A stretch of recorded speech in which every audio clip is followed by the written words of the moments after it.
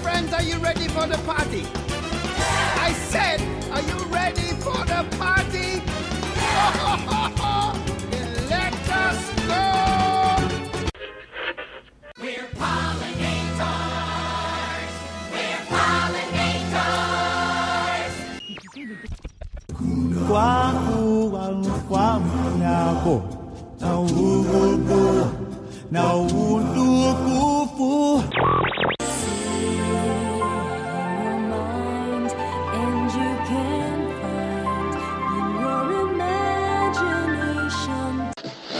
Sam, are you about ready? Yes, it's a glorious 3-hour finale. You got a minute and a half.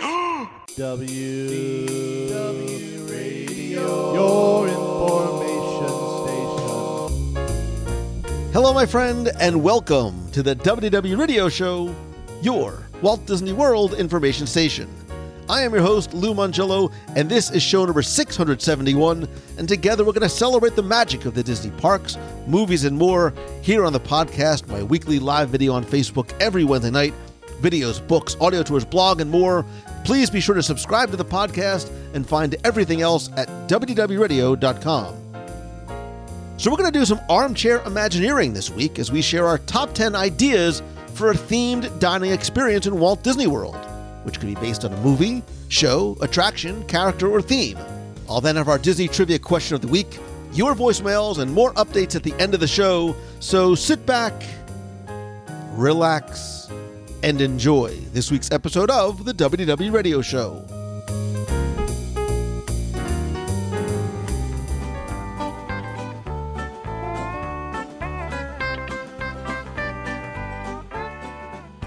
I've said for years that attractions are just things to pass the time in between dining experiences in Walt Disney World. And I say that half jokingly, but not only do I love so many of the culinary delights that the parks and resorts have to offer, but there seems to be this continuing trend towards not just delicious dining, but well-themed dining as well. So this week, we're going to do a little armchair Imagineering of our own and share our top 10 ideas for a themed dining experience in Walt Disney World. And when you hear top 10, you know that Tim Foster from Guide to the Magic and Celebrations magazine doesn't have to be, but is going to, at least for this week, be part of the conversation. Tim, my friend, welcome back. Well, it's nice to be invited. It is. Thanks, buddy. It is always good to, I don't actually get to see you, but it's good to hear you. No, and it's been far too long. It has been too long. Yeah. Said no one ever, but it is. I do Said believe no one ever. that it's been far too long. Speaking of far too long, excuse me, we have a returning guest to join us here on a top 10. Back once again is Daniel Roberts. He is a longtime listener, friend, and oh so very generous contributor to our Dream Team project, which benefits Make-A-Wish. Daniel, welcome back, my friend. Thank you, Lou and Tim. So nice to be back with you guys. This is my 8th top 10. And as I always say, that Lou is the godfather. He's like Johnny Carson. Tim is like a Jay Leno, David Letterman. And that makes me the Joan Rivers of the trio.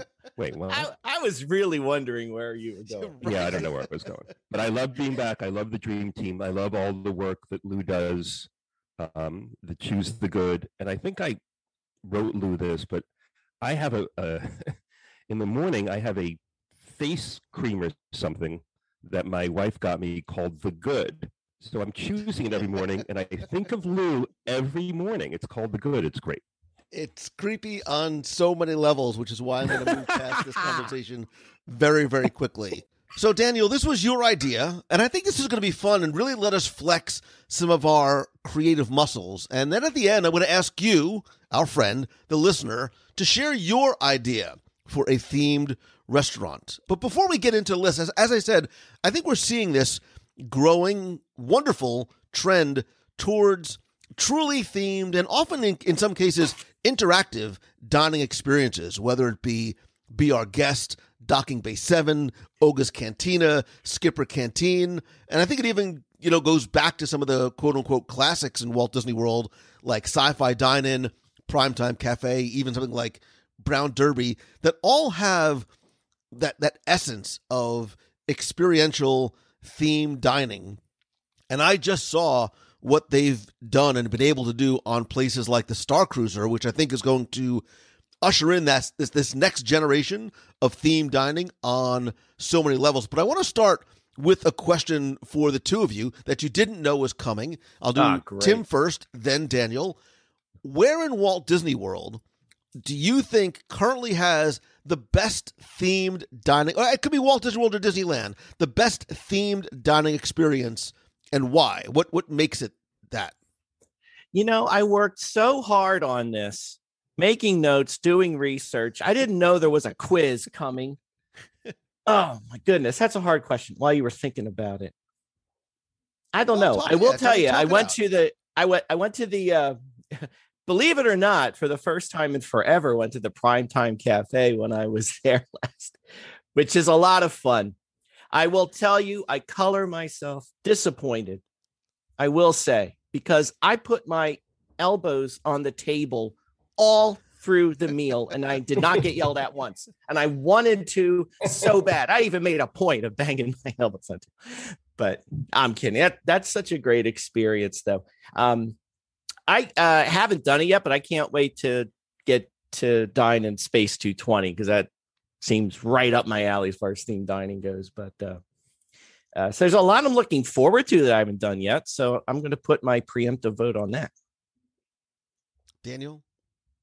I would say, as we spoke before, that I was recently in Disneyland, that the Blue Bayou, for me, I don't know to the extent it's themed, but it ties in with one of my selections for the top 10. But the fact that you can sort of see part of the ride and that the food itself and the atmosphere ties into the ride is, to me, incredible. So I would go with Blue Bayou. It's sort of, I think, Disneyland's answer to the San Angel Inn in terms of lighting, atmosphere, proximity to a ride. Yeah, it's interesting, both of your answers, because for me, it's sort of a little bit of a combination of both. Because, Daniel, I agree. I think a lot of the World Showcase restaurants are, de facto very well themed. But, Tim, I also agree with you in terms of Space 220 and the storyline and the immersion, this idea of taking this space elevator up, how your story sort of begins before you even step foot onto the restaurant itself. But I want to get into the list itself. And Daniel, because this is yours, we'll start with you and then Tim. I want to know what's on your list, and as much as you're like to or are able to sort of come up with, what does this restaurant look and feel like? Maybe what does it serve in it? And what factors do you feel contribute to making these, putting these on your list and making these restaurants so attractive? So Daniel, Tim, and then I'll go. Okay, great. My number one, I'm taking you lads over to Frontierland. Now, Splash Mountain is going to undergo a transformation to become Princess and the Frog themed. I know how much Lou adores Cajun Creole New Orleans cuisine. So I am going to create Tiana's River House inside of Splash Mountain. Now, here's the thing. You will board your log flume ride vehicle. There will be a reservation-centric vehicle. If you have a lunch or dinner reservation after the splash and after you are serenaded with Zippity Doodah, your ride vehicle will separate on a different track and you will enter Low Country, the Bayou. It will feel similar to Disneyland's Pirates, the caves in the beginning, that type of serene but slightly creepy vibe. It's dark, it's atmospheric, and you will end up, also there'll be a human-sized dryer just in case you got wet during the ride. I was going to ask you about that. Right, that was my first concern. Is coming into Are there complimentary towels? There will, yes, and apologies to Chapek and the shareholders for bottom line complexities, but you will enter into this beautiful New Orleans low country restaurant, swampy, wonderful. Think Cajun food, think jambalaya, Lou's beloved beignets.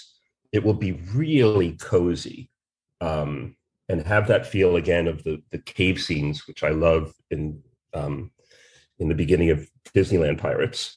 And if you book a lunch or dinner reservation, you get a lightning lane for free. There you go. Nice.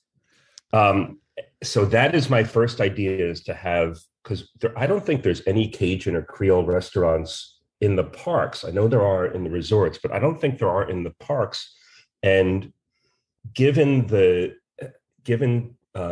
reiteration of Splash Mountain into Princess and the Frog, I think it would be perfect. So I love this, and it's actually something similar to this was number 2 on my list. So great or crazy minds think alike. Daniel, indulge me and maybe we could marry our 2 ideas, because my concept for a Princess and the Frog themed or inspired restaurant was, instead of sort of the literal being in the bayou, I thought more Tiana's place, right? I want sort of her dream to come true and us to be able to live in it. And I actually know exactly where I would put it, and it's not in the parks. I would put Tiana's place in Paddlefish in Disney Springs. So it actually makes a lot of sense, because you've got this riverboat. This was actually supposed to be part of what was going to be a New Orleans themed riverside hotel shopping dining area. If you go back and listen to, I don't know what episode it was, we talked all about what this concept was going to be. But the reason why this paddle wheel steamboat is here is because this was going to be tied to the New Orleans themed hotel. So now you've got Tiana's place in this incredibly well themed rear steam wheel paddle wheeler. We've seen a Tiana's place-ish inspired restaurant on the Disney Wonder, which I love.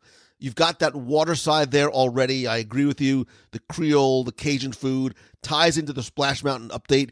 Because of the size and the location of the venue, the indoor and outdoor spaces, you could have jazz music as well. I would, in a heartbeat, I think this restaurant would do absolutely incredible. And I think, of all the ones on my list, this is one that I think could actually be a real possibility.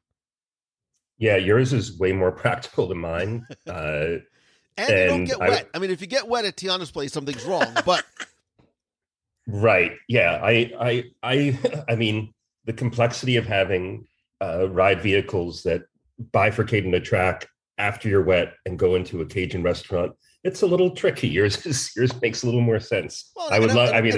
And for my list, I did try and be as relatively practical as possible. Like, where could these things go in the current footprint as it sits? And then obviously being considerate of, location, engineering, and finances. Makes sense. It would be great. I think yours could actually happen, and actually should. Mine will probably not happen. But I love the idea of, you end a ride at a restaurant themed like the ride. That just would be so cool for me. Tim, what's on your list? I love it. See, now before I do this, I approach this is differently. Where Tim says, I completely thought of something different than all of you guys. And I thought you meant something else. So no, I was going to say, as far as your thought about where is it more practical at Paddlefish or more practical at Splash Mountain. So whenever we do these kinds of things on our podcast, we're playing Imagineering. I always say we're playing more on the imagination side of Imagineering. The engineering side, we have engineers. They can figure out how we're going to put that 5-story thing on 200-foot stilts in the middle of World Showcase. That's not my problem. That's someone else's problem. So I'm saying that before I get into anything on my list, because you're probably going to say, how in the world are you going to do anything like that? But this first one should be easy. I feel like we probably all thought of this right away, but my first one, hands down, would be a Haunted Mansion themed restaurant. Knew it. I could have bet money on it. I think we all had soon I didn't even finish reading the idea, and this was the first thing I thought of. But I mean, obviously, this can be the dining room would be themed after the ballroom, the decor, the place settings, the dried flowers, everything. And I'm thinking you could have the idea being you could have a story behind it that you've joined the 999 happy haunts for the swinging wake and whatever. It fits so well in with the story of the Haunted Mansion. That's the good part. It's not really a stretch to get there. This just makes total sense that you're part of this. And I'm thinking you could take a lot of the effects that you see in the Haunted Mansion and put them to work in the restaurant, the Pepper's ghosts, the projections, all of that kinds of things to make it look like, ghosts are flying around above you. Maybe every once in a while they come out to greet you like another franchise that doesn't have a place in Disney, but in Harry Potter, when all the ghosts came out in that first movie to say, hello, how are you? And maybe you have Madame Leota in her crystal ball as a centerpiece in the middle of the restaurant telling you stories and inviting you along.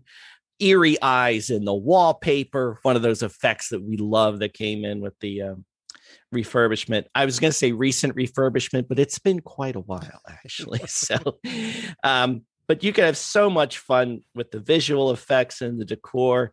The staff can be in their servant costume just like they are when they greet you.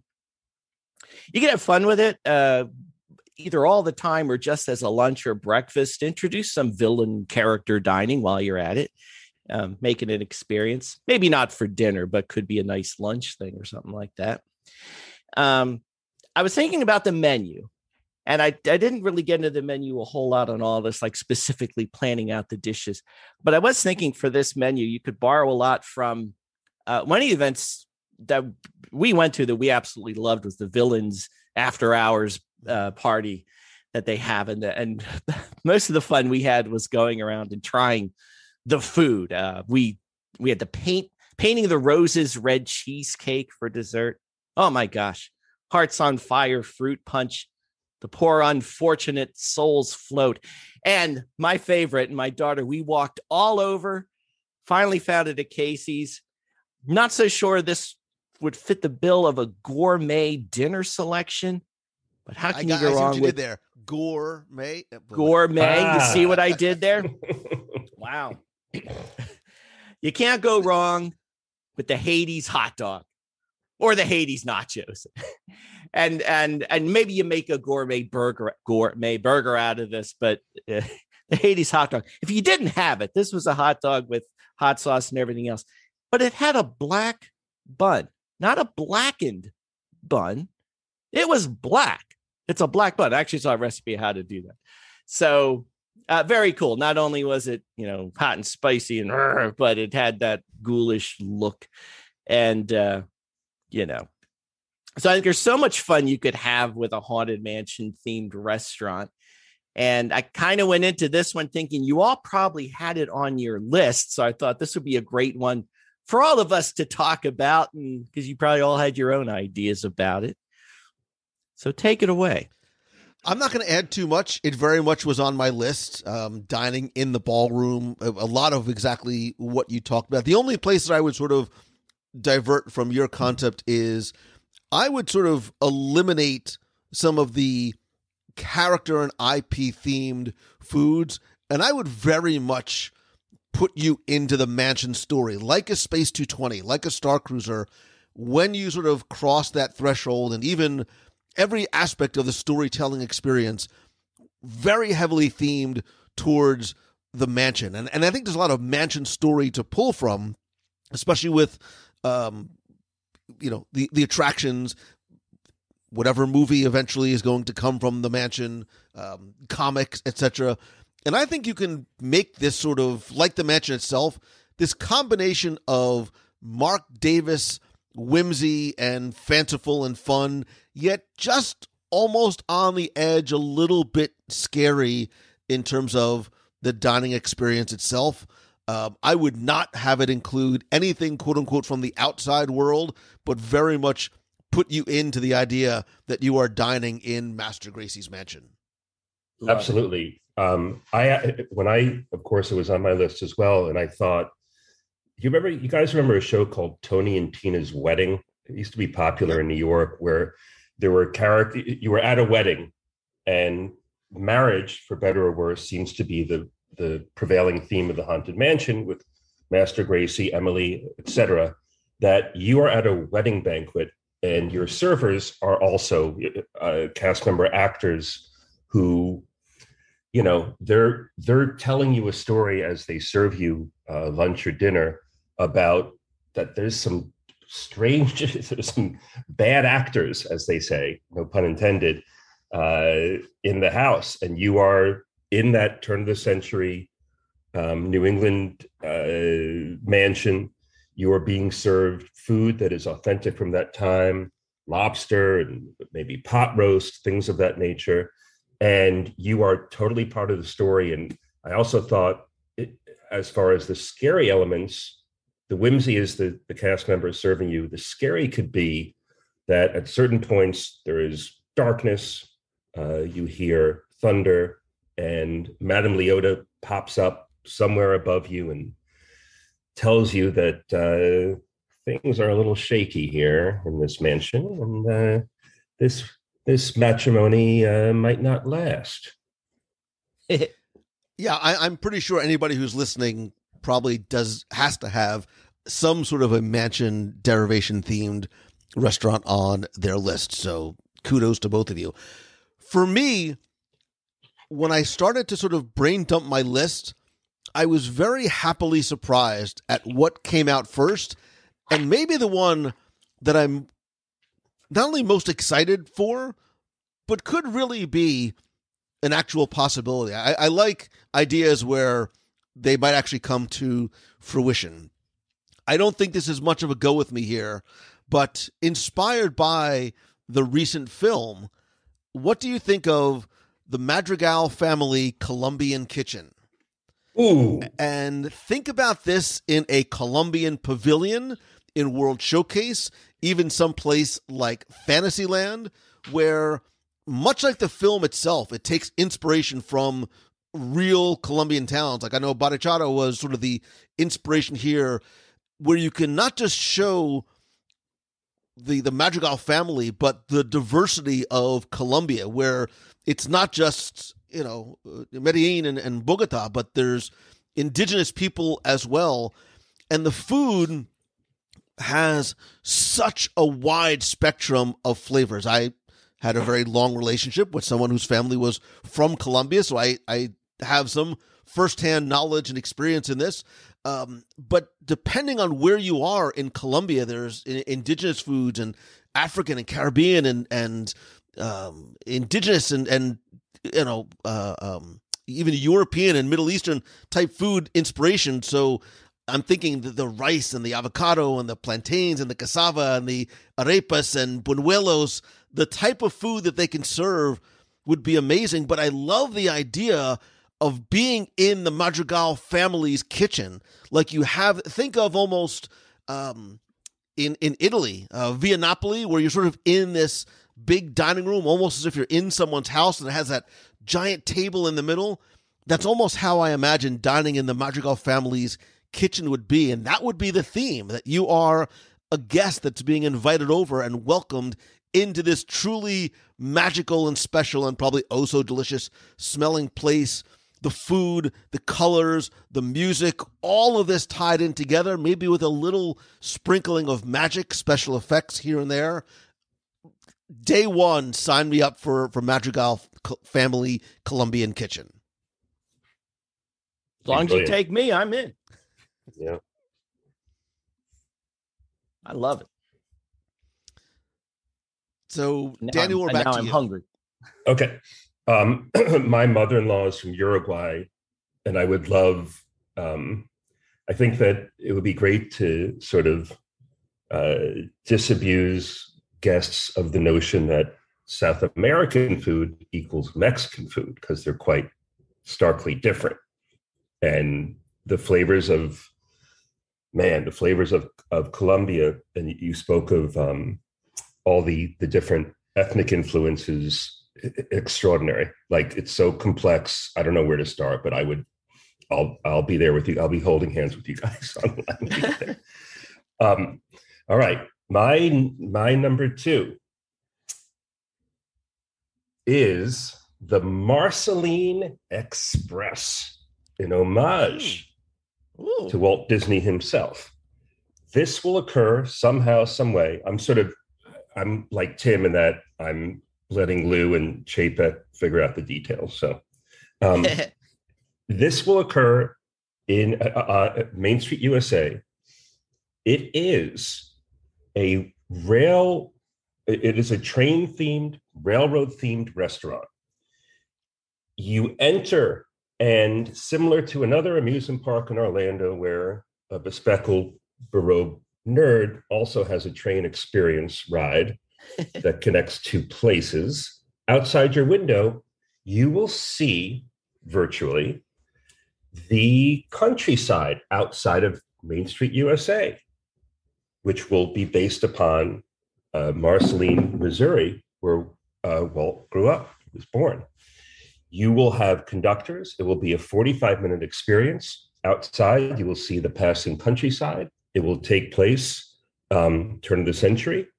The cast members will be dressed appropriately. You will receive a collectible lunch pail. It'll be catered by Earl of Sandwich. You choose a sandwich, very simple, and a beverage. There'll be beer, cocktails in a can, water, lemonade, etc. You get to keep your lunch pail. Will all be different.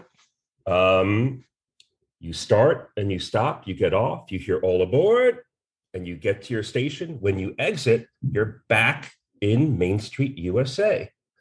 It's totally you'll feel the bumps along the way. It'll be very soothing. Outside, there'll be scenes again of the countryside.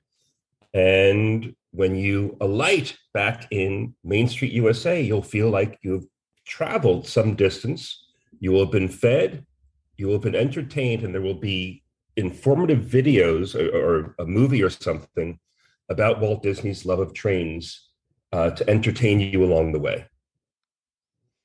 I love it. I dig every part of it, man. Thank you. I feel like I'm not going to really have a lot of time to eat because I'm going to be crying so much. I love that idea. Tim, what is next on your list? Well, I'm glad Daniel did that one, because my next one, I wasn't sure which one to go next, but I'm going to go with this because it kind of piggybacks onto his a little bit. And there's a lot of moving parts in this one, so you guys might need to help me out with some particulars. But I'm thinking ahead to, we've had our 50th anniversary, of course, the big one. Epcot's coming up on its big birthday of 40 years. And I thought it would be cool. We could do this in Epcot somewhere, but have a restaurant that really puts you in what would have been Epcot, the city, as if that city actually existed and Walt Disney was able to pull it off.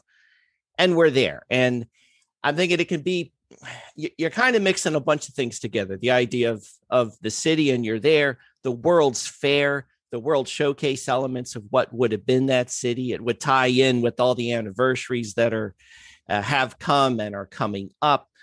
So, within the restaurant, it could be themed as if you're in the city. I was kind of stuck on a time and place for this because in my head, I really want to go back to those to the 60s and that era, kind of the same vibe you get when you would see Walt Disney's office in One Man's Dream, and you're kind of back in the day. It's not the future, but it's kind of retro cool still. But maybe outside the windows, we have views of the city, and you could see how it would have worked. You see the people movers moving around and all sorts of things. We could pick up on some of the theming from the 64 New York World's Fair and what it had in keeping with the World's Fair idea of what Epcot was going to be and what Future World sort of became. And we can bring back some decor and theming from It's a Small World and Carousel of Progress and the Ford Magic Skyway. Even great moments with Mr. Lincoln having and showing the cars and people movers from the Magic Skyway in particular. Maybe even bring back the Tower of the Four Winds sculpture as a centerpiece or something out front of this restaurant. And again, the whole idea is it just takes you back to, if that city did exist, this is what it would be like to be dining in the heart of this great metropolis. And as far as food, I didn't really get that far with it, but I was looking at what they were serving at the World's Fair. A lot of food at the 64 World's Fair, I will tell you. But did you know that the sangria was introduced to America at the World's Fair, as were Belgian waffles? So I think those can be a mainstay. One thing they had, though, which was cool, that they had a sandwich garden at the 64 World's Fair, which it was a buffet with selections from countries from all around the world. So why not do that same thing with World Showcase? Because short of Food and Wine Festival, it's not really a good place in one spot to kind of sample everything. So this would be a great opportunity to do it, since they were going to have an international bazaar market area in Epcot, the city, that was on the drawing board. So this would be a great way to play homage to that and to bring it back so we could all experience what might have been.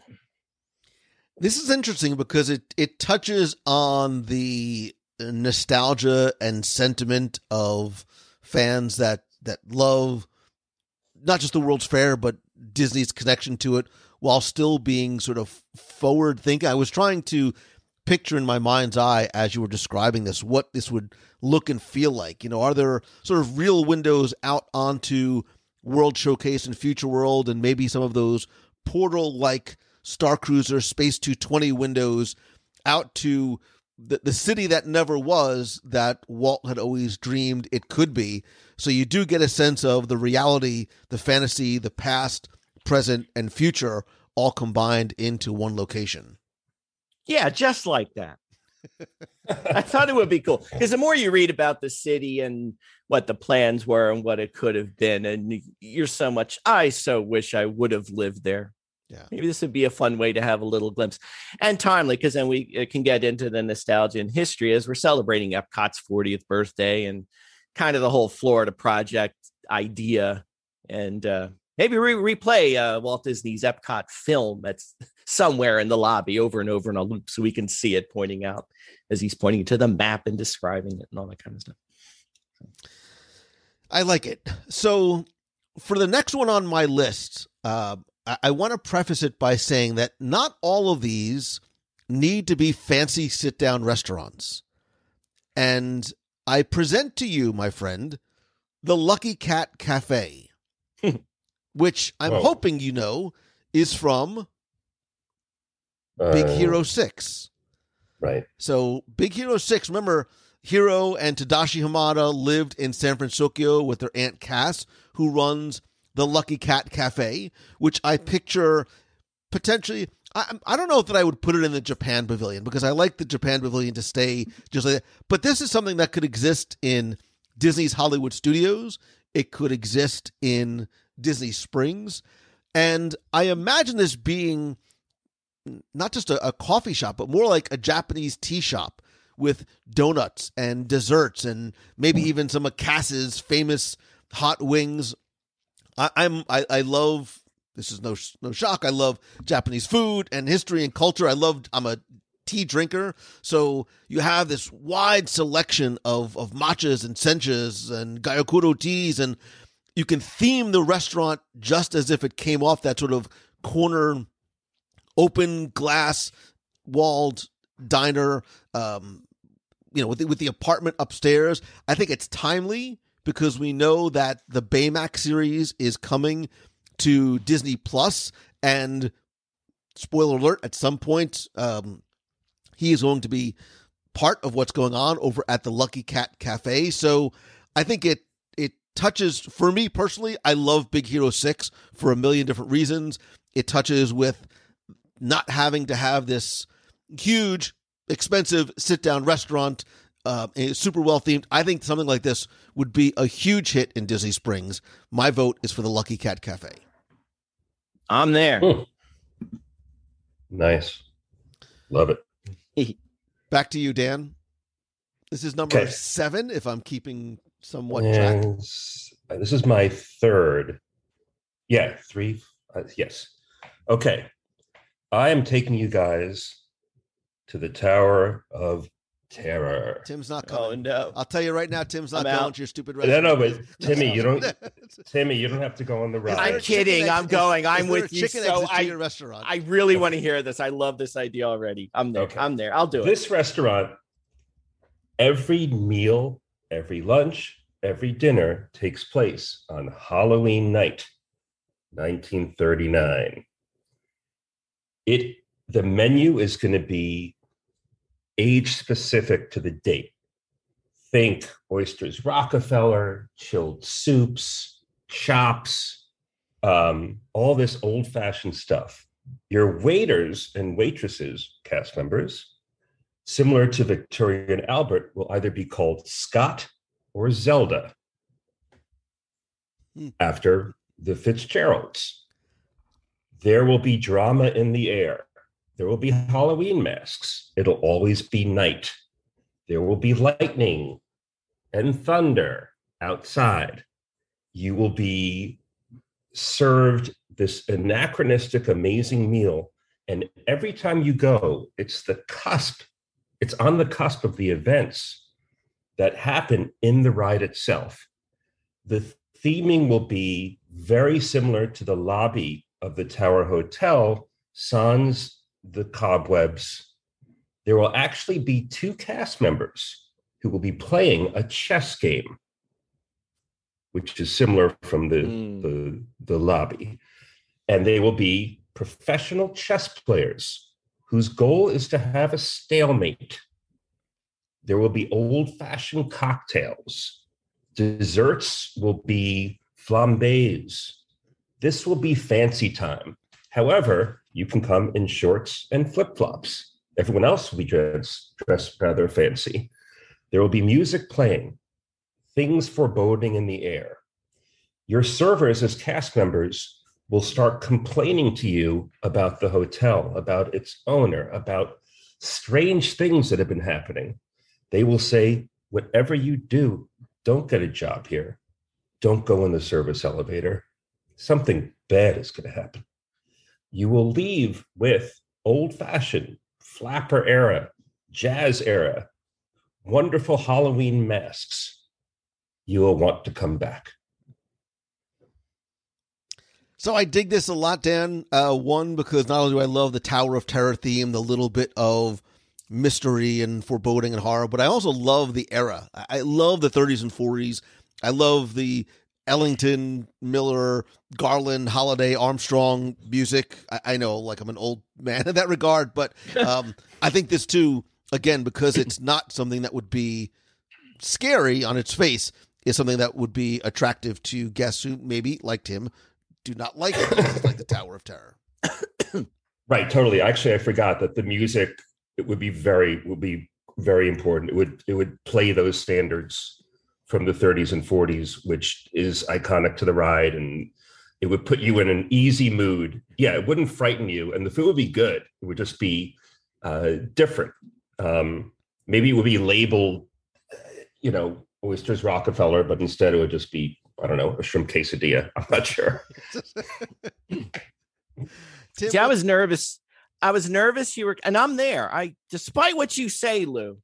I'm going with you, Tim. All right, I'm maybe I don't go on the ride, but I'm definitely going to this restaurant, and I'm sure I'm going now, because when you were talking, I was just a little nervous that you were going to implement your Splash Mountain idea into making it. You have to ride the Tower of Terror, and if you're dining at the restaurant, your elevator will go to another place. And I was thinking, right, you were going to make me go through that ordeal, but as long as we're cool there. No, I'm all about this. This is great. No, it's not obligatory to ride. You can just walk right in, and you're in this scene from Halloween night, 1939. Yeah, I like knowing shorts and flip flops are welcome too. That was the best. That's the best part. Let's see. Oh gosh, I got 3 more, but I only have 1 turn. I think I'll do 1, and then we're gonna have honorable mentions, right? Mentions. You know that, of course. All right, let me do this one then. Thank God. I thought we could have a because we love them, we adore them. A Figment Imagination Pavilion themed dining experience somewhere. Where are we going to put this? Can we put it upstairs?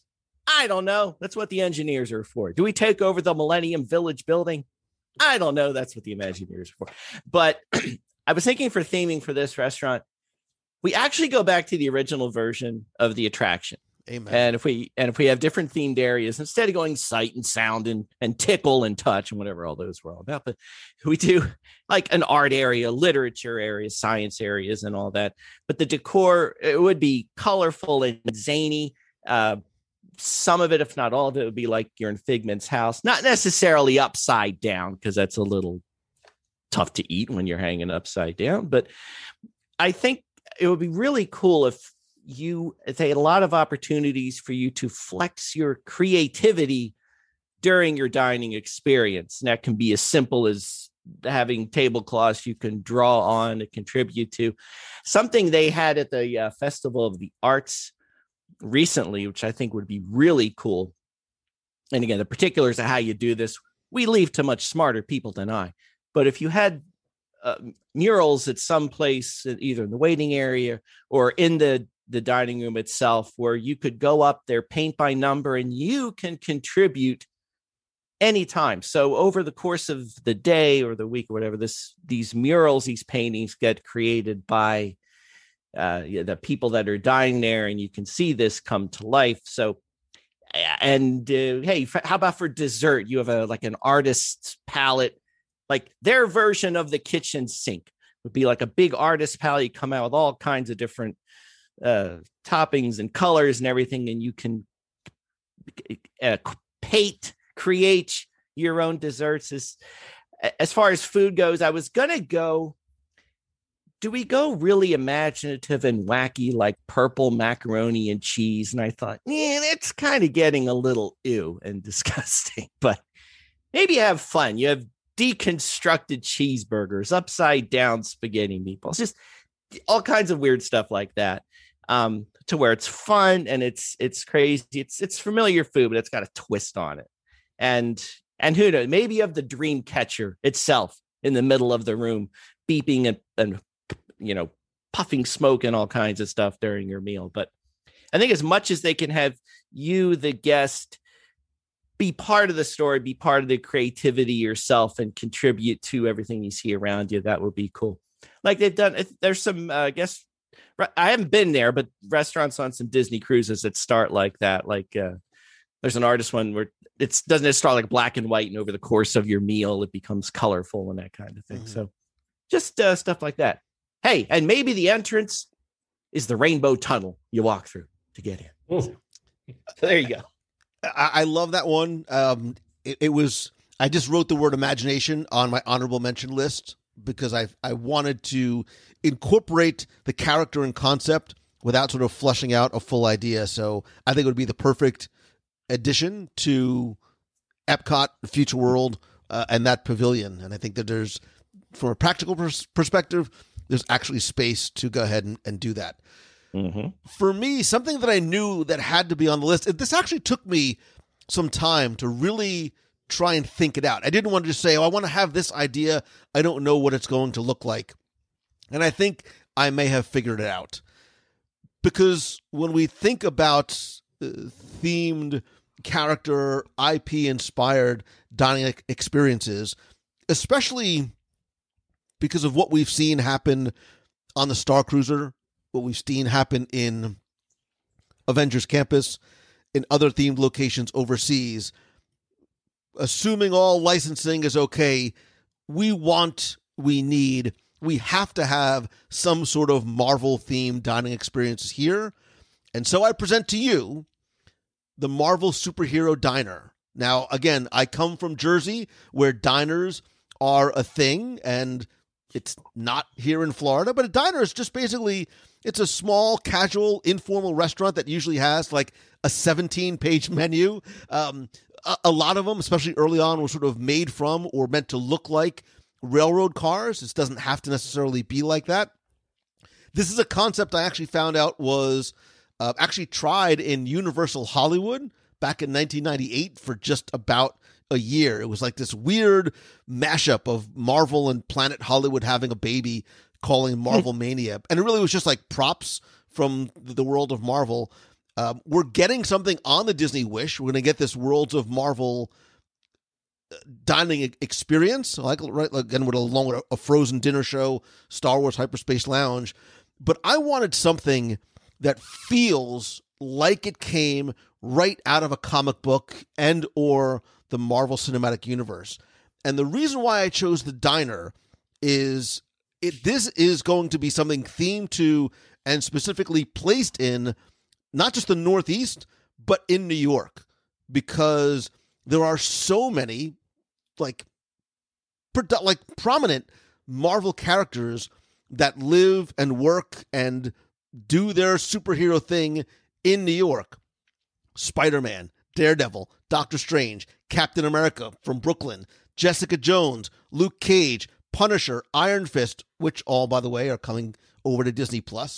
Iron Man, remember the first Avengers Tower was in this city. Cloak and Dagger, Fantastic Four, Moon Knight, Miles Morales. Like, there is a lot of character inspiration and story inspiration to draw from.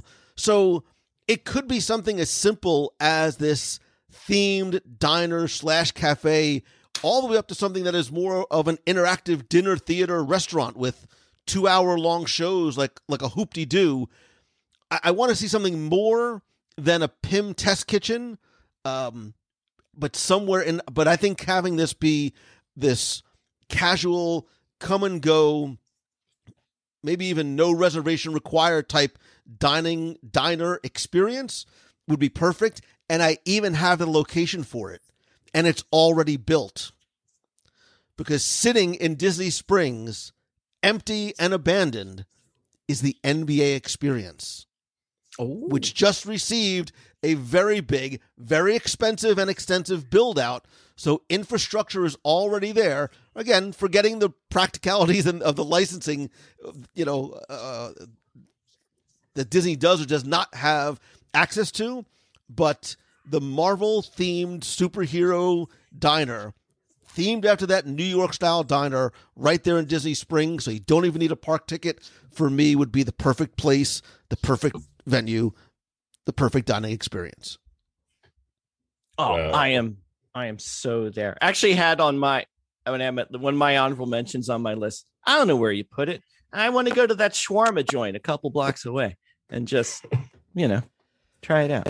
Come, let's go to Avengers Campus in Disneyland and I will buy you shawarma. Excellent. I love that. All right. So, I actually, Lou. I'm sorry, go ahead. I'm sorry. I have a diner. I have a competing diner, unfortunately. It's not a competing diner. It's more like a complimentary diner. There's room. There's room for everybody. Go to Route 9 in Middlesex County. There's no such thing as competing diners because there's no. I know. On every other block. I grew up in New York City, and there was a diner called the Skyline on 73rd and Lexington. The kitchen was maybe 80 square feet. That the two chefs in there were bumping backs, bumping elbows. The menu, as you described, legitimately was close to 7 pages, that laminated plastic. Right, yep. They had everything. Everything came out perfectly. You saw taxi drivers and policemen at night. I just went there with my family. It was like our Starbucks of the 70s and 80s, right? You got stuff done there. You did work. You spoke. It was cheap. It was quick. It was amazing. And there's booths and there's tables and there's the counter. Like you sit right at the counter and the cook just sort of put your food right up there for you. Right. And there's always like a coconut cream pie, fresh right there for some reason. Man, oh man.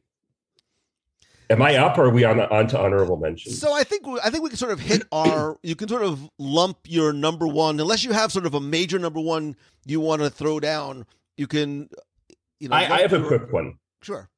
I have a quick one. Okay. You might not like this. This is a go with me, boys. Sorry. I love it already. Okay. We're going to bring to Tomorrowland, the Magic Kingdom, a healthy choice, which is the Orange Bird Cafe. Ooh. This will be energetic smoothies. This will be some salads. The orange bird as a character will be present.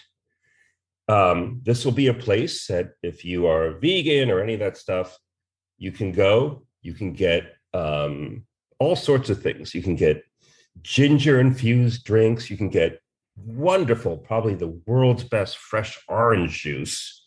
There will be a plethora of orange bird inspired merch. There will be beautiful lighting. And there will be sort of futuristic messages about your intestinal health delivered by the orange bird himself. This will be. Mom, can we go see the intestinal health pavilion? Exactly.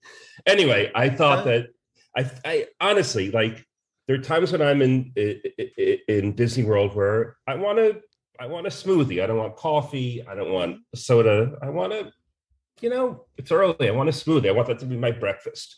Greek yogurt based something, protein powders, stuff like that. I think the orange bird smoothie stand works. I think I love it. I like believe it or not, I actually have eaten healthy food in the past. You would not know it by looking at me. So you look great. You look great. Thank you. I think you could put this in Adventureland, right? Tie into the whole origins of the orange bird himself. Put an orange bird smoothie stand in Adventureland. So no, I'm sorry, you're right. Anything else on your honorable mention list? I do have one more, and this is a credit to my friend Richard Adams, who coined the phrase "nosh-stalgia." This would be I like it.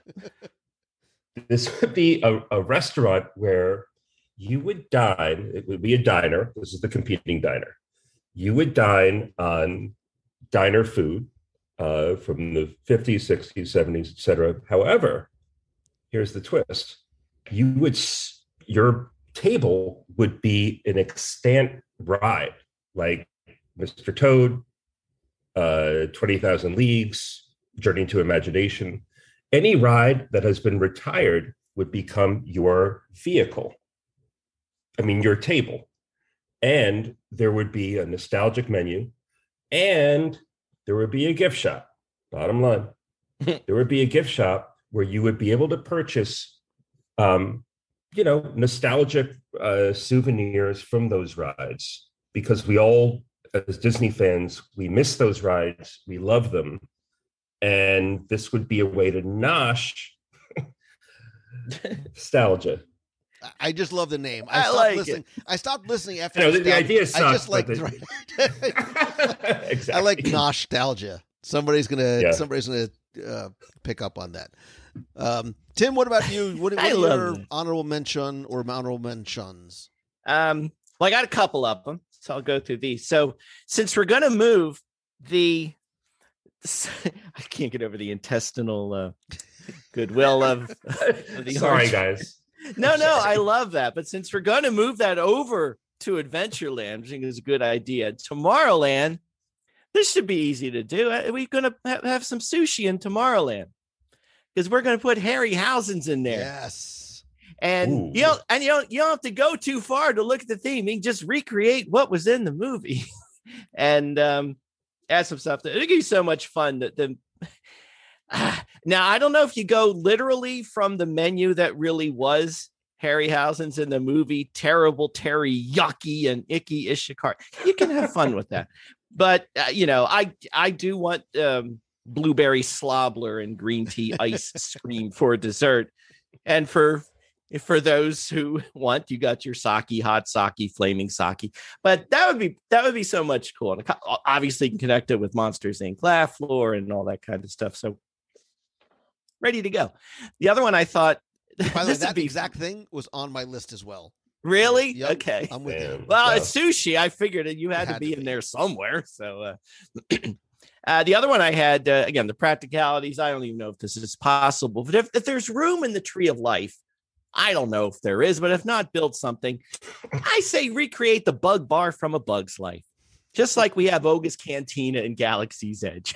You go in, you hang out. The tables are bottle caps like they are in the movie. If they can recreate in real life, I don't know how they would do it, but the idea of your beverage comes in this big bubble that you can suck it from like a water drop. I don't know how you would do that, but that would be a lot of fun. And have fun with the dessert. You could have like those mud pies you make with the cookie crumbles and the gummy worms and all of that kind of stuff. You have Itsy Bitsy Spider playing in the background. The circus bugs perform. It could be a whole thing. I do. Poo-poo platter, this is going to come as a shocker to you. I have a few honorable mentions, but I'm going to go through them. Yeah. Sit back, relax, but I'm going to go through them very quickly, I promise. I just got off the Disney Magic where they have a Rapunzel-themed restaurant. I would love a Snuggly Duckling lounge somewhere in Walt Disney World. They do an amazing Tangled show there. I imagine the characters and the music and the sing-along and the fun that you could have in there. I also love the classics. Like, to me, Aladdin, for a lot of people, is going to be a classic. I love that film. I imagine converting the now empty restaurant Marrakesh into an Arabian Nights and Days restaurant. You've got a huge space, that great sort of dance floor area in the middle that you can have a show, you can have kids get up and dance, whatever. You also don't get to see the Aladdin characters other than Jasmine very much. So I imagine Aladdin and Abu and Jasmine and Genie coming out for this wonderful theatrical type experience. A film that I have for years hoped and wished and dreamed would have more of a presence in the parks. Might not combine my two loves of food and WALL-E. Maybe a little by and large owned and operated restaurant, cafe, snack stand somewhere in Tomorrowland. Maybe you do something cool where you have these little robot AI type characters or servers. You could have, if you have tables, maybe you order by using these interactive screens at your table without a server having to come over, unless you have a special need, etc. And these little robot things sort of just bring your trays over to you. Somehow, some way, WALL-E in the parks. I mentioned my love of tea, and Alice in Wonderland popped into my mind, and this sort of this themed, maybe a tea experience, almost like the tea at the Grand Floridian, but maybe not something as formal or fanciful. It could be sort of this ongoing unbirthday party. You could even, maybe you do make it something that is this 1 hour, 2 hour long themed experience multiple times throughout the days. Monsieur Paul in France, just go ahead and convert it over to Gusteau's. It just makes all the sense in the world. And I want to resurrect somewhat of an abandoned concept that's, I still believe in my heart of hearts that we are going to get more Muppets in Walt Disney World, especially with some things that have been happening that are coming. The Great Gonzo's Pandemonium Pizza Parlor, we talked about it on past episodes where we talked about the Muppets and lost concepts over at Disney's Hollywood Studios, where Gonzo and Rizzo would be running this pizza parlor where animatronic Muppet rats would be delivering pizza by using this train track system. There'd be video clips, there'd be pandemonium, obviously, in the kitchen, props on walls and gags.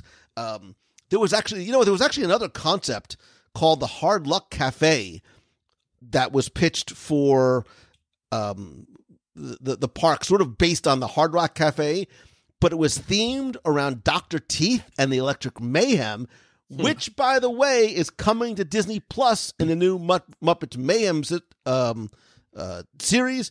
So the space that was originally intended for this restaurant became Mama Melrose. Obviously, now we have Rizzo's, Pizza Rizzo, but maybe there's a way to sort of convert Pizza Rizzo's into something a little bit more fun and fanciful with the Great Gonzo's Pandemonium Pizza Parlor. So I said I was going to go quick. I went as quick as I could with my... because when you start thinking about these, this is part of the fun, right? It really does get your creative juices flowing, and anything is on the table. And it's interesting sort of where we all pulled from, whether it was the parks or the movies. Marvel, it's funny, there was no sort of mention of anything Star Wars. There wasn't a lot of Pixar mention, but that's why I want to sort of present this idea to you, our friend who's been sitting here listening with us. What would you like to see? What is the themed dining concept that you would love to see? I'm giving you unlimited budget. I'm giving you sort of unlimited engineering freedom to pick what you would like. I would love to hear your thoughts, and you can let me know by posting. I'll post this question over in the Clubhouse at wdwradio.com/clubhouse. That is our group over on Facebook. You could also email me, lou@wdwradio.com, but better yet, call the voicemail at 407-900-9391. Leave a voicemail. Let me hear it. Let me hear exactly what your concept would be like. Gentlemen, of all the things that we mentioned, from all three of us, if there was one that you wish tomorrow could come to life, whether it was yours or somebody else's, what do you think it would be? I would do some version of our Tiana's place. I think I love that cuisine. I love the vibe. I think it's needed there. Having gone to Disneyland and enjoyed Blue Bayou, I just would love it in Disney World. For me, you didn't even get halfway through the pitch for this episode, and I went Haunted Mansion. So it would absolutely be Haunted Mansion, to the point where I'm even going to recreate that in my own house somehow. I'm going to do this. But I want that Wally restaurant. I love that Wally restaurant idea. So. Yeah, and at the end of the day, this is just such a fun thing to sort of conceptualize and play around with, which is why I'm so curious to hear what you listening has to think, and what sort of ideas we never even came across that are probably going to give us some of those aha moments as well. And then, of course, please go and visit Tim Foster and all the good stuff that he's doing. Tim, you got a lot of stuff going on. You got Celebrations Magazine, Guide to the Magic, the podcast, pins. I don't even know what else you're up to. I'll tell you what, we still have plenty of our 50th anniversary collector's books available with the pins. And Lou, I am working on a new book about Epcot. It's going to be out in time for Epcot's 40th anniversary. Every attraction, all the history, all that fun stuff. So big announcement there. So huge. Lots of stuff. I'm kind of busy these days. Again, we talk about the nostalgia and the sentiment. I know that's going to touch a lot of people in a lot of places. You can find all of Tim Foster's stuff over at celebrationspress.com. And Daniel Roberts, you too, my friend, have also been busy doing stuff. Tell people, if they want to, where they can find you and some of the stuff you've been working on too. Well, I'm a venture capitalist, but avocationally, I've written my first novel, which is called Barmaid, which is a sort of a dark romantic comedy. It was a USA Today bestseller. Plug. And you can find it on Amazon or wherever you buy your books. Barmaid by Daniel Roberts. If you like it, leave a good review. And actually, I'm going to send you one, Lou, shortly. Awesome. And I will link to that and all of Tim Foster's good stuff in the show notes over at WDWRadio.com. Daniel Roberts, thank you for the idea. Thank you for your incredible generosity to the Dream Team Project. And Tim Foster, thank you for just being you, brother. Thanks. Am I the only one that's starving, by the way? Am I the only person? No. And do you know it's Pie Day today? Oh, really? That's right. It's Pie Day. Yep. I know where I'm going now. Tim Foster, I've seen it for you. It looks like every day. Oh, my God.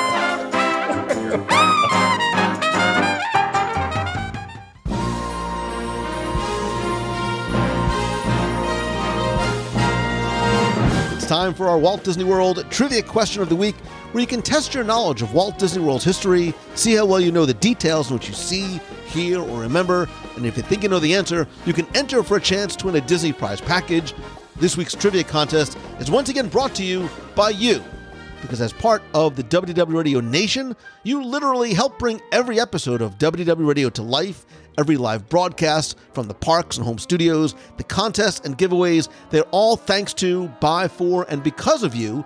And you can find out how you can help the show for as little as $1 per month and get cool exclusive rewards every month, like scavenger hunts, trivia quests, group video calls, access to our private Facebook group, shirts, stickers, monthly care packages, and much more. And of course, a portion of your contribution goes to our Dream Team project to benefit the Make-A-Wish Foundation of America. I want to quickly thank some new and longtime members, including Sarah Spencer, Hamad, Kerry Tams, Thomas Franklin, and Oscar Garcia. To learn more and find out how you can become a member of the nation, visit WDWRadioNation.com. Now, before we get to this week's question, we're going to go back, review last week's, and select our winner. So last week was all about our time on the Galactic Star Cruiser, and so I asked you to tell me, what is the name of the intergalactic cruise line that, according to story, built the Halcyon? Thanks to all of you who entered, got this one correct, and knew that the answer, of course, was the Chandrila Star Line, which is a company that operated luxury cruises in the edges of the galaxy since the early days of hyperspace. The line promises and delivers on both comfort and adventure, and brings travelers to the fringes of the Outer Rim territories, like Batuu, from other regions. Now, some of you also gave the Carillion Engineering Company as an answer. I took that as correct as well. And so I took all the correct entries, randomly selected one, and last week you weren't playing for the WDW Radio pin and keychain, although I am going to throw some WDW Radio swag in your bag as well, but what you were playing for is a Star Wars Galactic Star Cruiser prize right off the Halcyon, which, spoiler alert, may or may not include one of the very cool exclusive pins that they sell only aboard the Halcyon.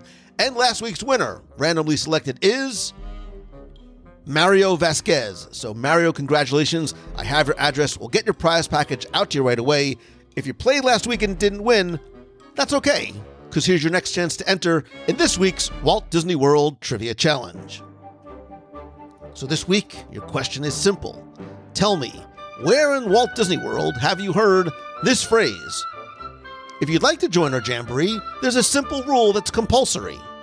That's it. Tell me where in Walt Disney World you can or could hear that phrase. You have until Sunday, March 20th at 11:59 p.m. Eastern to go to WDWRadio.com, click on this week's podcast, use the form there. Once again, you're going to play for a WDW Radio pin, keychain, stickers, and bonus surprise mystery prize. So good luck and have fun.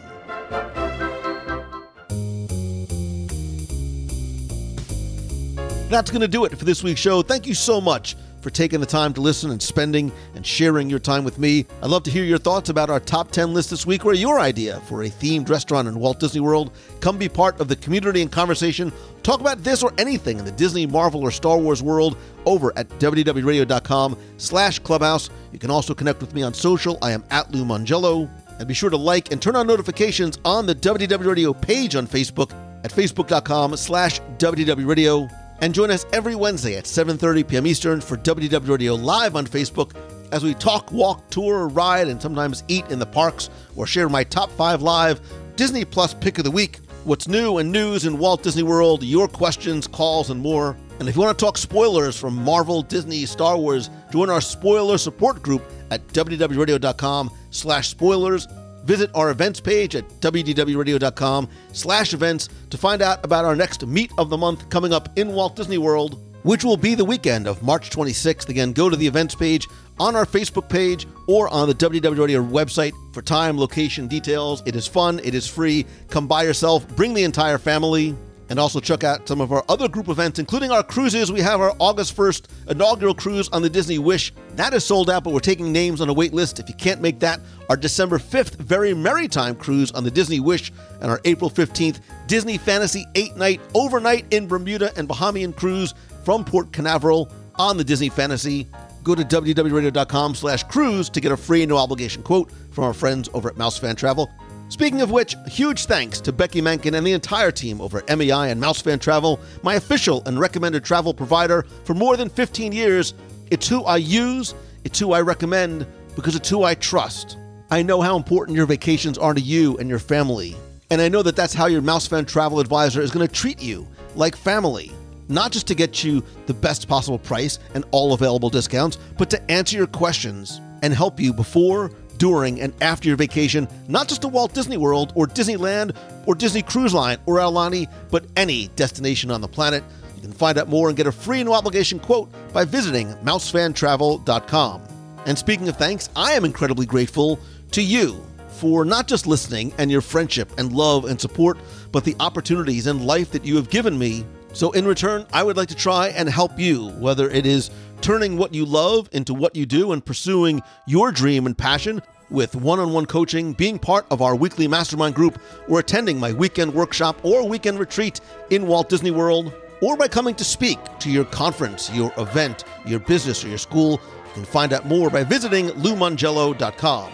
And finally, my friend, and you are my friend, and I mean that whether we have met yet or not, and all I ask is that if you like the show, please help spread the word. Let other people know about it by sharing a link to this or your favorite episode, and maybe even explaining why you think they should listen and would enjoy the show. And if you can, take just a couple seconds to rate and review the show. You can now leave a quick rating over in Spotify podcasts and rate and review the show over in Apple Podcasts. I want to thank some recent reviewers like Sam Gels, who said, "This is the best podcast I've ever heard. I love the host. He's very good at interviewing people. Thank you." And Red Frag says, "Great Disney info from somebody who's become a friend. I love the podcast. Lou covers all aspects of Disney, from the parks to movies and cruises and ABD, and of course, to food. Listening to Lou is like listening to a friend, and if you follow him on social, he does in fact quickly become a friend. Very grateful for the in-depth touch of Disney, especially as I live outside of the U.S. and can't get to the parks often enough." Thank you, Sam. Thank you, Red Frag. And most importantly, thank you. Your time, your support, your friendship. You're creating this incredible community, not just on social, because the WDW Radio Clubhouse isn't just a group on Facebook, but is a true community and family in every sense of the word. And please always remember to choose the good and find the good in everything and everyone that you see and encounter. And always remember one thing. If it makes you happy, it doesn't have to make sense to anybody else. And it doesn't matter if it's your Disney fandom, your guilty pleasure TV show, your guilty pleasure hamburger. As long as it makes you happy and doesn't hurt anybody else, that's all that matters. And remember that if you spread positivity, positivity will spread. I hope that this is truly your best week ever. Thank you, thank you, thank you again. I love and appreciate you. So until next time, see ya. Hey, Lou. This is Brian from St. Augustine, Florida. Just wanted to wish you congratulations on your anniversary. And that, what a ride, brother. It's awesome. Very proud of you. Just wanted to add, without WDW Radio, my deployment overseas would have been a little more difficult than what it was. Just wanted to say thank you. Anytime I ever felt homesick and I wasn't able to talk to my family, I was able to listen to the podcast, just relax, close my eyes, and get away for a little bit. So I just wanted you to let you know I appreciate that. So thank you very much, and thank you for everybody else who listens. Here's to many more, and love you, brother. Thank you. Hi, Lou. This is Catherine from Massachusetts. I've called you before, but not in a long time. I love to listen to the show with my son. He is now 12, and he's been listening with me since he was about 6. In fact, he left a comment on the voicemail that you played on show 500, so that was very exciting for him. But yesterday, I'm sad to say, he broke his arm skiing. And obviously it was a rough day, and this morning we were kind of, taking things slow, and I said to him, would you like me to turn on some music? You want me to turn on a show? And he said, could we listen to Lou? And so I had to call and tell you that. I know you say you don't read the reviews before you read them aloud, and I don't know if you listen to these before you play them aloud, and I promise I'm not trying to make you cry, but I almost did, because I don't know if you realize just how much better you make our days sometimes. And our particular favorites are Top 10s with Tim and listener emails with Becky. That's what he chose today. We went back and downloaded an old listener emails with Becky that he hadn't heard before. And we listened to that, and it made our day better. So I wanted you to know that, because it matters. What you do really matters. So thank you. And I hope I'll talk to you again soon. Bye-bye. Hi, everybody. It's Elizabeth from Massachusetts. Just finished listening to the most recent episode. Firstly, Lou, congrats on 15 years. That is absolutely wild in all the best ways possible. And secondly, to finish your sentence, WDW Radio has made me be more, I'd say, myself. Now I call into a radio and just talk to a voicemail, but I know I'm also talking to you guys. And I have just fully leaned into being the crazy Disney person that most people come across, like I'm sure many of us are in our own little communities and in our own little worlds. So, yeah, you've made me more comfortable in just sort of being that person and leaning into the magic and sharing my love for Disney with other people and being like, you know, hey, this is cool. It's not a nerdy thing. So, yeah, it's made me more of an open person in general. And, yeah, I can't appreciate more all the work that you do, all of the new things that you share with us, and all the new knowledge that you teach us as well. So thank you, thank you, thank you. Hope everyone's having a magical Monday. I'll talk to you all real soon. Bye.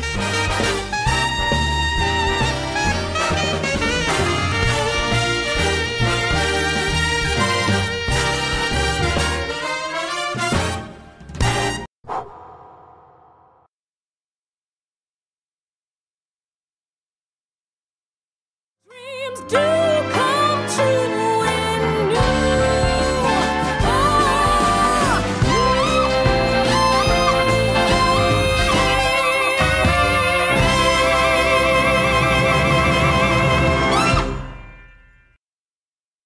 Wow.